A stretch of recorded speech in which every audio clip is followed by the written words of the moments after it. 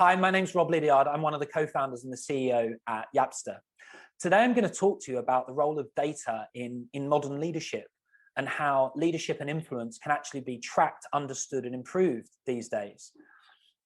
Now, many of you will be familiar about the growing role of data in marketing. That's a trend that's been happening for years, since really since the move to online. And of course, data hawks are one of the leading proponents of how you can use data along with creative and business insight to improve your business and drive commercial outcomes. What we're seeing at Yapster is the very same things happening now in the leadership field, in that you still have real world creative leadership, we would call it. So just like in advertising, you still have to have brilliant creative minds coming up with brands and values to excite audiences. It's the same in leadership. You still have to be able to align and inspire people around your business plan, your cause, your culture. But actually, beyond what you do in the room, beyond that sort of that creative essence, you then, of course, need to be able to get the message out at massive scale. And typically, the easiest way to do that is digitally.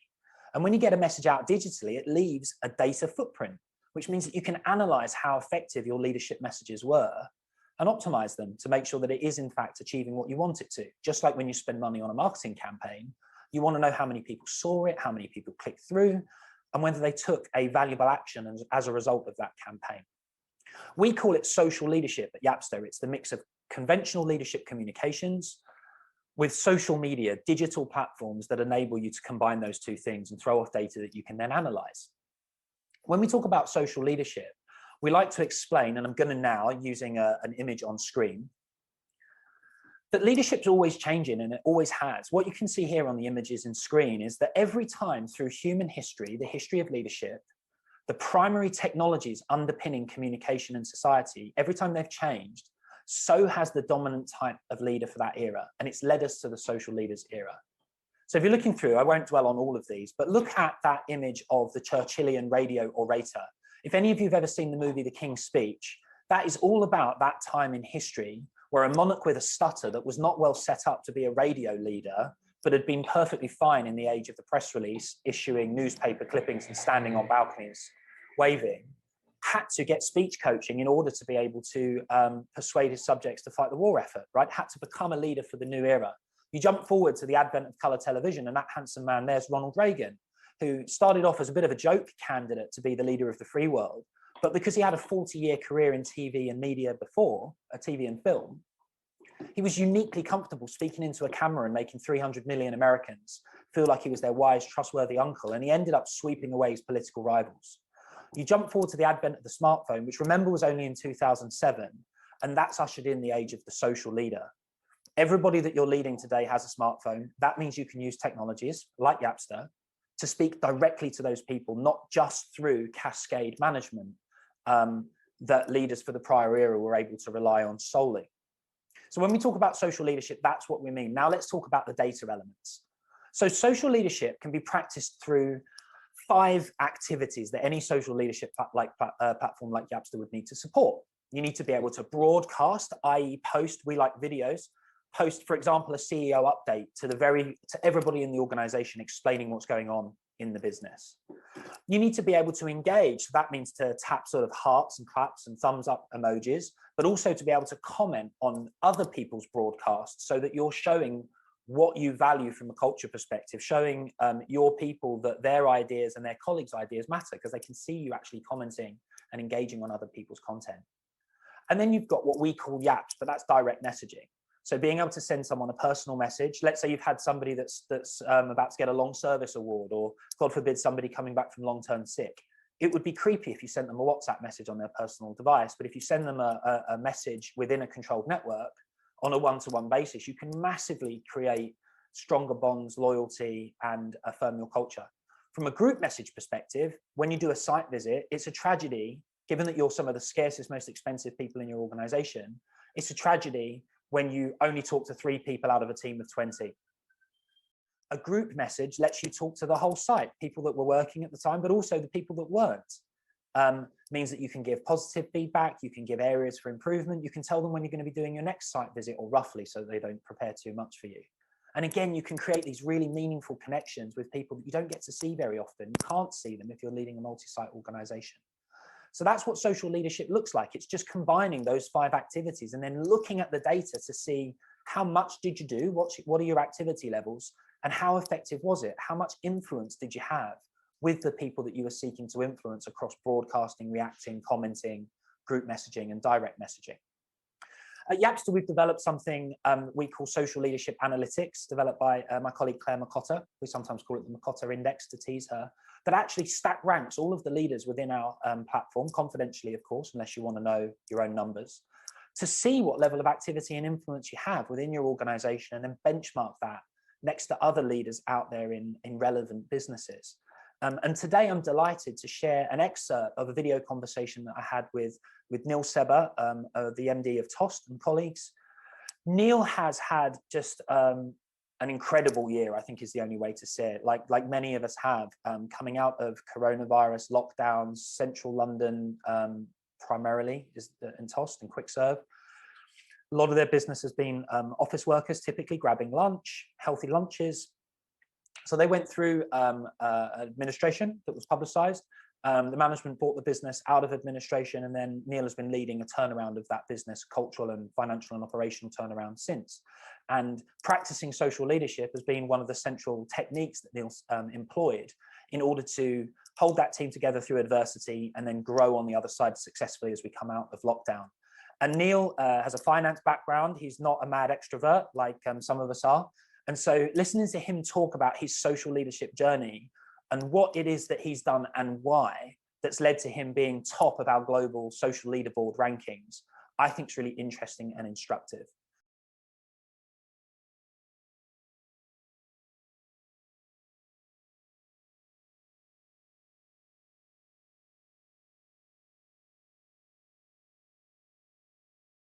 So Neil, Emily, we'd love to hear, how does one become a top? How does one top the social leaderboard, and why? Well, I mean, no one was more surprised to be top social media influencer than me.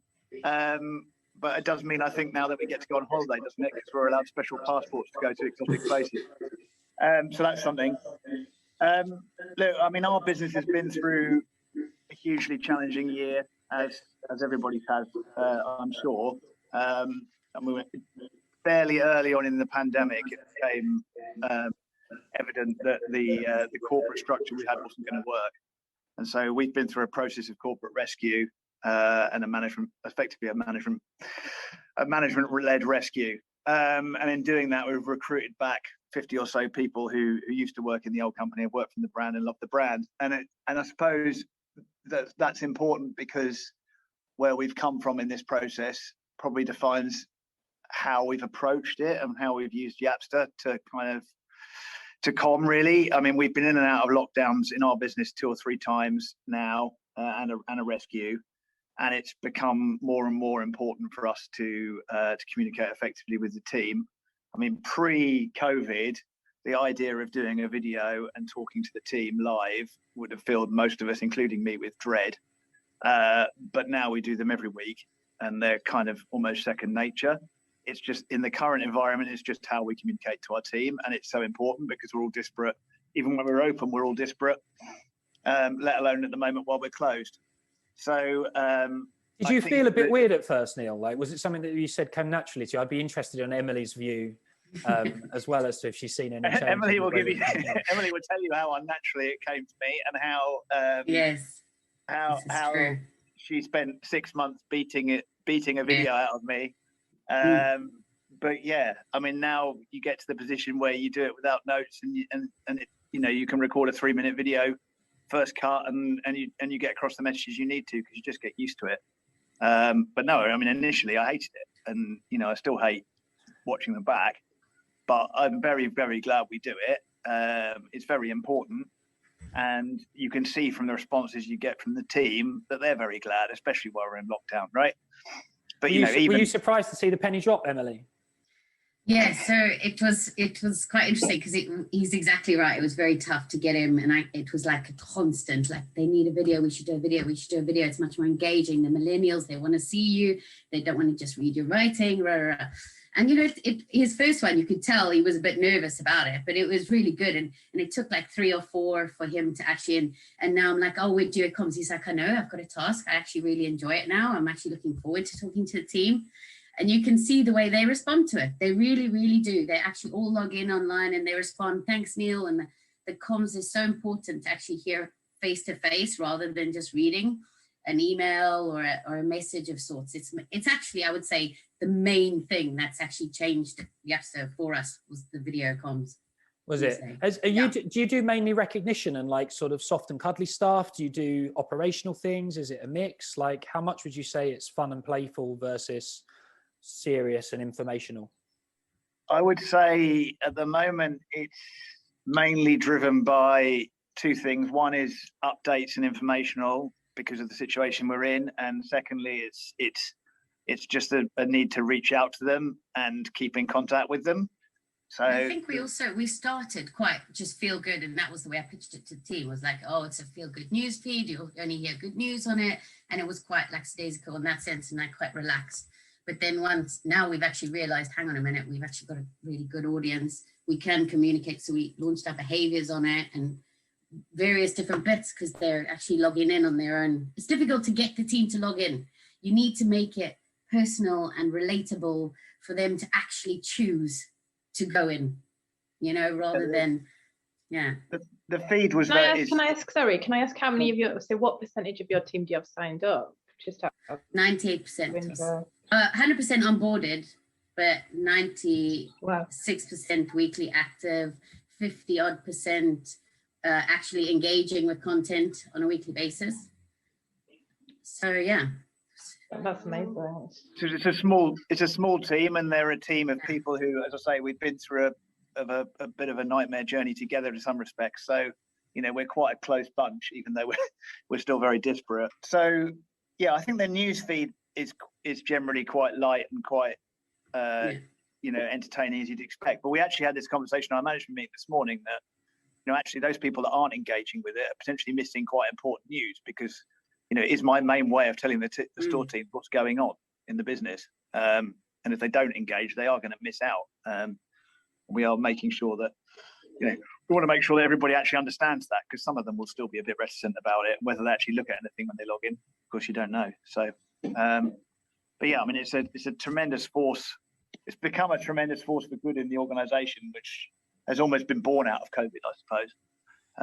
Also, I think it's also because we talk about it weekly. So in our management meeting, we literally talk about it. What are we going to do this week? How many people? We report back on it. It's top of mind for all of us. And originally it started off in the people department, and it just branched out, and Neil was like, we have to do this, all of us. And that move really helped to bring everybody on board, because if it's just one person posting, it becomes quite flat.